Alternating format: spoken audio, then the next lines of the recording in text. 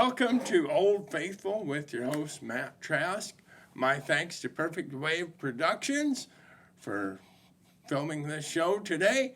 My thanks to Black Hills Blend, although we don't have any coffee for the reasons mentioned before. They are still open at 2 locations here in Rapid City. Please stop by and support them. I say this every week, and I'll say it again. I am so super excited about this episode of the show with my host, Andrew Young. How are you doing? Good. How are you doing, man? We don't shake hands anymore because we don't want to kill each other. No. But I would if I could. It's common courtesy. It's a common courtesy. It's so incredibly nice. I almost met you once, but to meet you and sit and talk with you. Yeah, man. Thanks for having me. Why don't you tell us all about you with emphasis on your musical influences? Yeah, so I grew up in Spearfish, grew up in a musical family. As long as I remember, my dad was always like playing shows growing up and having band practices around the house, and that's just always been kind of part of life, a normal part of life for me anyways. I started playing piano first when I was like pretty young and did a lot of Suzuki. So it was all ear training. Mm-hmm. I still can barely read music, but I feel like that attributed to like my ear training and everything really well. And then started playing guitar in probably junior high when my brother and his friend came over and just started teaching him some chords. And then he got a guitar, then I got a guitar, then I would sneak into his room to crank up his amp before he got home from school, and that's just kind of how everything got started. I see. So a couple of questions. Your dad had band practice, so your dad must have been in a band. Yep, he's a drummer and a singer, got killer tone, super high tenor. And what was the band, and is it still in existence? Yeah, he's actually been playing with Lyle Berry, he always says, longer than he's been married to my mom. So they've been playing forever. They're just Lyle, Doug, Rick, and Paul over in Spearfish. Okay. Did he and your mom meet at a show? I don't think so. No? That would have been a better story. It would have been. We'll say they did. And the other question, what was the amp that you were sneaking in to crank up? We need to know this. Oh, my goodness. He had this old black Stratocaster, and then I would go down and plug into his 10-watt Ibanez practice amp. Perfect. That's all we had, but we made it work. Solid state. Distorted sound that you thought was awesome. For sure. So, what was your first guitar? My first guitar was just like an acoustic. I can't even remember the brand. Just a Sunburst acoustic. My first electric was an Ibanez Geo Black. Okay. We might have one hanging on the wall here. Yeah. So you are in the band Judd Hoos, yep, which was having a hell of a year. Yeah. Until the big black darkness came over us. Yeah. How long have you been in Judd Hoos now? I've been in Judd Hoos for 10 years now. Okay. It was my senior year of college. I got the phone call from Shane Funk saying that they were hiring a guitarist and keyboard player. And so I jumped on and haven't looked back. Been doing about 110, 120 shows a year for the past 10 years. That's incredible. Right? You are in the studio, as it were, recording right now, the whole band. Yep. Do you put any key tracks on anything? Yeah. Oh, yeah, for sure. You do? Oh, yeah, absolutely. So do you play those? I have before, okay. Or we've had, we work with a really great production team out of Nashville, and I'm very open. There's no ego involved at all. Like if they're gonna lay down a keyboard part and they're gonna play it better than I am, I'm like, put it on there, man. I'm good with that. That's the only way to do it for sure. Absolutely. But then you just in concert, you just don't worry about replicating that. Not necessarily, because we never make it a feature necessarily. Okay. It's always just kind of like to support the song, just to thicken up the track a bit. Yeah, absolutely. Sure. My questions are coming too fast here. Let me see. Oh, were you in another band before Judd Hoos?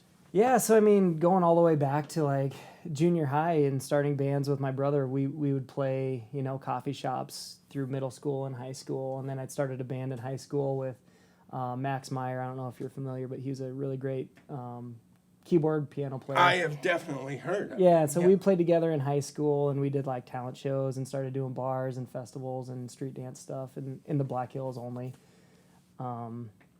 And then from there, I went to college in Nebraska. I was going to go for graphic design initially. But on my application, I wrote that I played guitar. So I got a phone call to come down for a music scholarship audition. Oh, And so went down for that. Ended up getting a scholarship to play music down in Chadron. wow. And so you jumped right in. When you guys are like you're recording now, does every member of the band come up with their instrumental part as they see it, and then you collaborate? Or I mean, our process is, whoever has the song idea, it's typically Tyler or I are the primary songwriters. And we'll kind of put together the chords and the melody and the lyrics and everything like that, and we'll kind of develop it ourselves, and then we'll share it out to everybody else. And if they dig it enough, they'll put a part on it, and then we'll all get together for a rehearsal and start learning the songs. I see. Yeah. Cool. Tyler, being Tyler Bills, Yeah. the lead singer, and fairly good guitarist in his own right. Oh, absolutely. Yeah. Yeah. Who I definitely hope, a guitar collector, I hope to have him on the show For sure. pretty soon. Oh, so we mentioned before Judd Hoos was having a tremendous year before the coronavirus hit.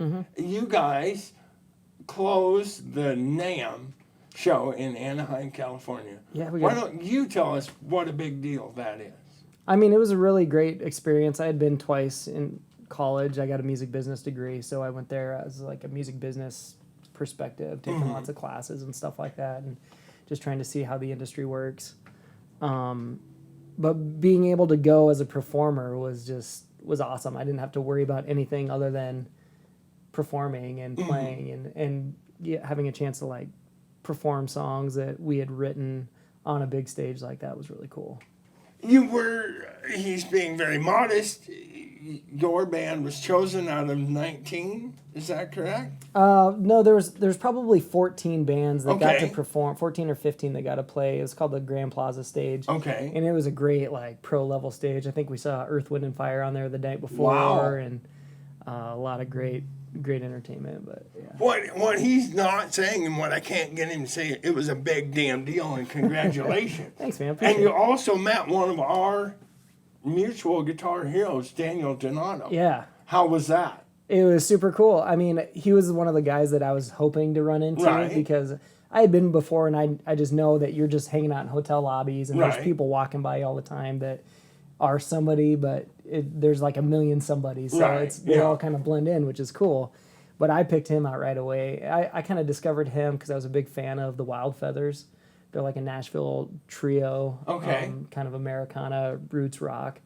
And he went on tour with them a few years ago, and that's where I got turned on to him. I was like, oh my God, this guy is incredible. I see. Oh, just for future reference, what you do is you follow, and you guys too, pay attention to who is the lead guitarist in Don Kelly's band at Robert's Western Wear, because he somehow has a magical ability to pick the next long-haired hippie who Yeah, can just, who just rock shred. a Telecaster. That's awesome. Brent Mason, Jimmy Olander, J.D. Simo, Red Volkart. The list is just incredible. That's crazy. That's awesome. Yeah. A phenomenal guitar player. And you also, I'd like to talk about this a little bit. You reached out to a ukulele player. Yeah. Expecting not much. And you actually got to collaborate Yeah. at the very last minute Yeah. with this phenomenal ukulele player. Yeah, he's like a prodigy. He's incredible. I just followed him on Instagram, and I mean he's somewhat of an Instagram celebrity. Anyways, he'd been on like the Ellen DeGeneres show Oh, wow. few years ago. So I mean he's a borderline Instagram celebrity already. But he had mentioned that he was going to be at the NAMM show and was interested in collaborating with anybody that wanted to. And I was like, hey, we're going to be there. I was like, if you want to jump up with us, this is one of our songs. This is our single that we just released at the beginning of the summer. And if you want to learn it, we'd love to have you get up on stage with us. And then throughout the week, I didn't really hear much back. I wasn't sure. I was like, whatever, it's not a big deal. Right. You know, we're still going to play this show. It doesn't matter. And then about an hour before our sound check, I got a message on Instagram, and he was like, hey, I learned the song. I love it. I'll be backstage here pretty soon. And then he sent me a picture of where he was standing, so we went out and met him and rehearsed it once in the hallway of a hotel next door, and 20 minutes later we were on stage. So it was pretty cool. That's awesome. Did he play it pretty flawlessly in the performance? Oh yeah, it was incredible, and I didn't tell him like any instructions. Right. There's a little bit of a language barrier already, Right. you know. So, I trusted him. I knew what he was capable of doing. He learned the chord changes and he improv through the whole thing, and Wow. it was awesome. Huh. Is there a video of that anywhere? Yeah, there's video I think on his YouTube channel. Okay. Of his performance with us, and then I think we posted on our Instagram, like IGTV, of us rehearsing it with him too. So I mean, we played it together twice. Is all. Wow. It was the rehearsal and then on stage. Right. And I almost kind of like the rehearsal video more than the performance, because at first we couldn't really talk that Right. much. So we started and we're all kind of timid, and you could just tell as the song went on, everybody's confidence was growing, Right. and we're like, oh yeah, this is gonna work. This is cool. Why don't we take this opportunity for you to tell all the fine viewers all of the Judd Hoos social media information? Yeah, check us out. Everything is Judd Hoos, JUDDHOOS. Go to juddhoos.com. Hit us up on Instagram, Spotify, Facebook. We're all over the place. Perfect. Yeah.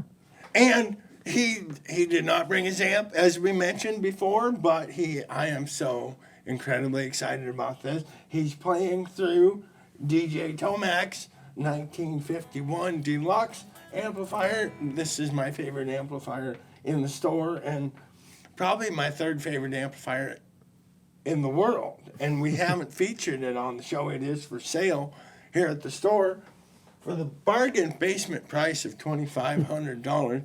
And if we're going to nerd out a tiny bit, it's being mic'd to the board with a Sennheiser E906, because some of us like that nerd stuff. Remember my sponsorship with Trask Hay LLC, large, round, and square bales. Steve loves that. 515-0858. My thanks to Scott and Steve today for all the work they've done. Dr. Anthony Fauci says, wash your hands. Ladies and gentlemen, Andrew Young. I can't wait. Yeah, Give her thank hell, you. buddy.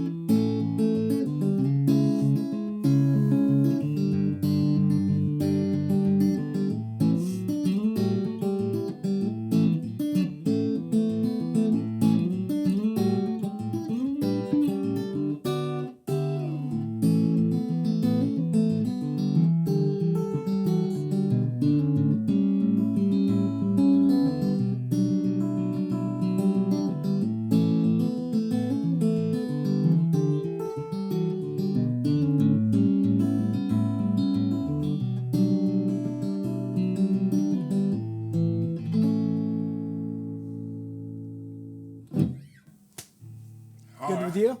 That's pretty good. You could give us a little rock if you wanted, but you can stop there. Yeah, I don't know what let's right. call it, man. We're good? I'm in, yeah. Yeah, that Appreciate it. sounds so good. Thank you. God almighty. That was incredible. Thanks for being on the show. Absolutely. Thanks for having me. Absolutely, yeah. I can't wait for you guys to get to playing again. I'm ready. Yeah. I'm excited to play. I'm excited for this recording project as well. I'm taking on a little bit of the engineering.